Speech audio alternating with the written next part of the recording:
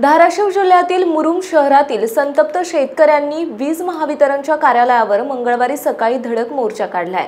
शेत शिवारातील आणि घरगुती वीज पुरवठा वारंवार खंडित केला जातोय, त्यामुळे ही मनमानी कारभार बंद करा अशी मागणी करत महावितरणच्या कनिष्ठ अभियंत्याला घेराव घालून रोष व्यक्त केलाय। दरम्यान उमरगा येथील मुख्य केंद्रातून वीज पुरवठा कमी दाबाने वितरित होत आहे। सुरळीत आणि वाढीव वीज पुरवठ्यासाठी वरिष्ठ स्तरावर अहवाल पाठवले आहे, मात्र वरूनच हा प्रस्ताव 3 वर्षांपासून रखडलेले आहे। त्यामुळे वीज पुरवठ्याची समस्या आहे असे कनिष्ठ अभियंता सचिन वाघमारे यांनी सांगितले।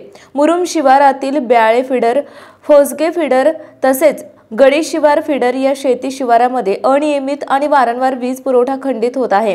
तसेच वीज पुरवठा सुरू झाल्यास कमी दाबाने वीज उपलब्ध होत आहे, त्यामुळे विद्युत मोटारी असूनही शेती पिकाला वेळेनुसार पाणी देता येईना। शेतातील जनावरांसाठी पाणी मिळवणे देखील त्रासदायक ठरत आहे। वेळेनुसार आणि सुरळीत वीज पुरवठा का करत नाही असा प्रश्न शेतकऱ्यांनी केला।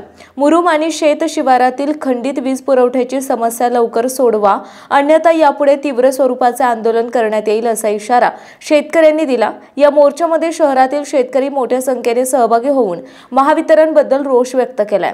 GTV मराठी मुख्य संपादक विशाल देशमुख, तालुका उमरगा, जिल्हा धाराशिव।